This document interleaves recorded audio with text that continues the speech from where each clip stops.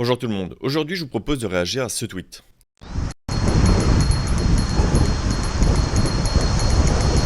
Vélo! Vélo! Ce tweet a fait pas mal réagir et soulevé de nombreuses critiques, dont la mienne, et derrière cette situation se cachent des questions beaucoup plus profondes que je vous propose de détailler dans cette vidéo. Cela permettra de mettre en lumière un problème qui pourrait être corrigé. Pour recontextualiser, nous sommes ici sur les bords de Seine, on peut facilement le reconnaître grâce à ça, et ici c'est le pont d'Austerlitz. Dans cette zone en particulier, les cyclistes et piétons n'ont d'autre choix que de circuler ensemble dans cet espace réduit. Et c'est notamment une partie du problème car ici le cycliste partait du principe qu'il était prioritaire et forçait le passage sur les piétons. Alors qu'en fait ici rien n'interdit la présence de cyclistes et de piétons. Seul le quai Henri IV est interdit à la circulation des cyclistes et piétons. On peut le voir sur ces panneaux-là qui sont du côté gauche de la chaussée et qui donc interdisent de circuler là, mais pas là. Sinon les cyclistes aussi n'auraient pas le droit de circuler à droite. Cet espace à droite a été ouvert à la circulation des cycles et piétons depuis 2016 avec la fermeture des quais de Seine. J'avais d'ailleurs réalisé un sujet pour parler de cet axe dans lequel il est recommandé de rouler au pas car finalement nous sommes dans un parc, le parc des rives de Seine. Et donc c'est un endroit qui est considéré comme piétonnier. C'est finalement ici plus pour la balade qu'une autoroute cyclable. Et d'ailleurs, pour ce qui est de l'autoroute cyclable, de l'autre côté de la Seine, sur la rive gauche, il y a un aménagement dédié qui permet d'éviter les slaloms entre les piétons et les cyclistes. Un aménagement cyclable existe sur la partie haute et la partie basse des quais est complètement piétonnière et donc il n'y a pas de doute là-dessus, même si les cyclistes y sont tolérés à l'allure du pas. Et donc finalement ici à vélo, partez du principe qu'en l'absence d'aménagement cyclable indiqué, vous êtes sur un espace qui est piétonnier et donc il faut faire attention aux piétons qui circulent à cet endroit-là.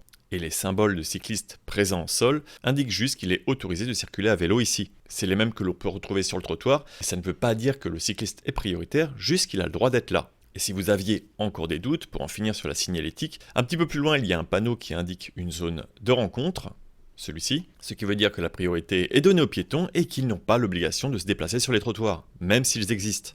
Et enfin, sur ces mêmes quais de Seine, on retrouve cette même situation plus loin, qui est ici bien indiquée avec des panneaux. On peut y voir une zone piétonne, avec un panneau superflu qui indique un aménagement cyclable. Alors superflu parce qu'une zone piétonne indique déjà que les cyclistes peuvent circuler ici au pas.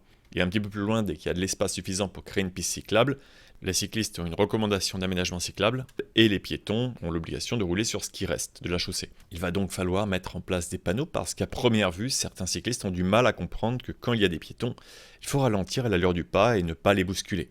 Ah, et tant que j'y suis sur la modification des panneaux, il va falloir également supprimer celui-là ou rajouter un sauf cycliste, car pour l'instant, normalement, les cyclistes n'ont même pas le droit de circuler à cet endroit-là, car c'est un sens interdit. Et finalement, dans cette situation, dans le doute, les conducteurs doivent faire preuve d'une prudence accrue à l'égard des usagers les plus vulnérables. Ça, c'est le code de la route. Ça ne sert donc à rien d'arriver vite, de faire du bruit et des grands gestes, car cette personne aurait pu être sourde ou encore malvoyante, et donc ralentir permet tout simplement de limiter les dangers. Et puis d'ailleurs, quand tout le monde roule à une vitesse convenable, eh bien ça se passe bien. Bon, maintenant qu'on a fait le tour un petit peu sur cette situation, il y a une autre question que l'on peut se poser, c'est est-ce que les piétons sont obligés de passer à cet endroit-là? Alors bien sûr, il y a d'autres solutions, comme faire un détour de plusieurs centaines de mètres et prendre une dizaine de passages piétons. Non merci. On pourrait aussi se dire qu'on peut passer par les quais finalement, mais malheureusement, il est clairement indiqué que c'est interdit aux piétons. Et ça mène nulle part. Bonjour.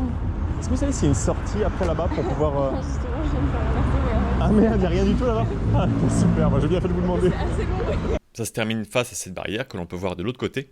Et à partir de cet autre côté sur lequel on ne peut pas non plus traverser, il va falloir faire tout le tour. Car même si en suivant ces bords, on peut traverser au niveau des écluses, il n'y aura pas de possibilité de remonter. Pour remonter et traverser, il faut le faire avant d'accéder à ces écluses via un escalier.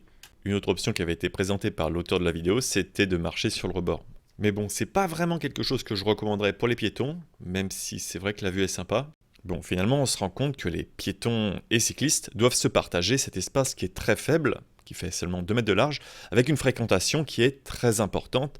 Et donc, dans l'idéal, ici, il faudrait revoir le partage de l'espace. J'avais d'ailleurs rapidement abordé le sujet lors de l'analyse des ponts de Paris, qui sont encore très mal desservis pour les cyclistes. Et par exemple, dans cette zone, il aurait pu être intéressant de réserver cette voie automobile pour les cyclistes, afin de leur permettre, par exemple, de rejoindre le pont. Actuellement, il est interdit de circuler ici à vélo, et donc, je vous recommande vraiment pas. Néanmoins, avec les travaux, on peut voir que le partage peut être fait de manière différente. Les 5 voies de circulation ici se sont transformées en 3 voies à cause de l'empattement du chantier et la vitesse a été limitée à 30 km/h. Et cela ne crée pas de congestion particulière dans cette zone. Il pourrait donc être intéressant de revoir cet espace à la fin des travaux et de réutiliser cette voie pour les cycles afin de laisser un vrai trottoir pour que les piétons puissent circuler. Car actuellement la situation me fait vraiment penser à ce comics où actuellement les piétons et cyclistes sont en train de se battre pour 2 mètres de piste alors que juste à côté il y a 5 voies de circulation qui font 3 mètres de large chacune. Il y a également d'autres options qui pourraient être envisageables comme par exemple la création d'un accès au quai, mais cela impliquerait la mise en place d'une passerelle pour pouvoir rejoindre l'autre côté de la rive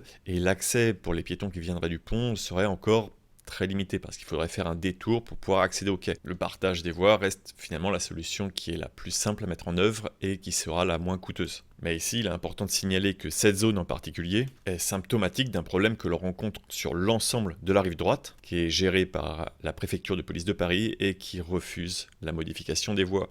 Il va donc être très difficile de faire changer les choses à cet endroit-là. Néanmoins, cette séquence nous aura permis de mettre en lumière cette situation dans l'espoir que les élus et la préfecture réagissent en proposant des solutions et que cette solution ne soit pas la pénalisation des piétons ni des cyclistes, mais bien une amélioration de leurs conditions de circulation. Au final, prenez le temps de faire attention aux piétons et ne se retrouvent pas par pur plaisir dans une circulation dense. Le truc, c'est que les piétons, malheureusement, doivent prendre le même chemin que les vélos. Ok. Et en fait, c'est une galère pas possible parce que j'ai fait me faire reverser moult fois par les vélos parce qu'ils se croient prioritaires. On se retrouve avec ce genre de situation. Magnifique. Voilà, ça va pouvoir illustrer. Et le jour où vous descendrez de votre mode de transport, eh bien vous serez bien content que les autres fassent attention à vous.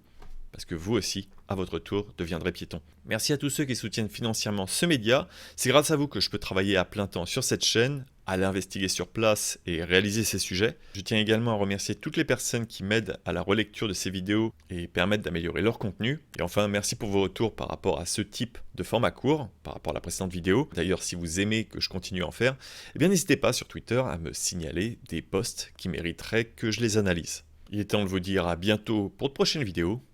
Et bonne route. Celle-là, elle est ouverte? Ouais, là, en haut, c'est ouvert. Ah, faut pousser, c'est tout? Ah, faut tirer. Super. Et il n'y a pas de sortie par là? Non. Ok, bon, merci. Si?